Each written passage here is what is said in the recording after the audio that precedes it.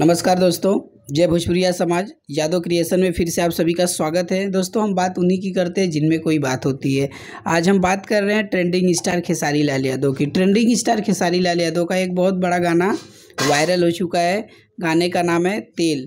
हालांकि कल रिलीज हो रहा है सारेगामा भोजपुरी पर, बट उसके पहले वो गाना वायरल हो चुका है। सब अलग अलग तरीके से रील्स बना रहे हैं।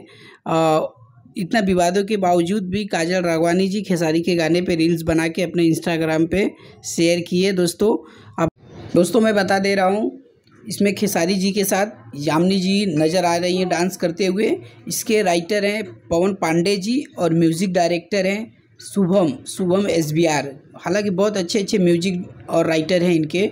बहुत ही अच्छा गाना है। कल आ रहा है सारेगामा भोजपुरी पर। आप अगर सब्सक्राइब नहीं किए हो सारेगामा भोजपुरी पर तो जाइए सब्सक्राइब कर लीजिए। हाँ दोस्तों, अगर आप मेरे चैनल पे नए हो तो प्लीज़ मेरे चैनल को सब्सक्राइब कर लीजिए। एक से बढ़कर एक अपडेट आपको देता रहूँगा। मिलते हैं दोस्तों नेक्स्ट वीडियो में। तब तक के लिए आपका धन्यवाद।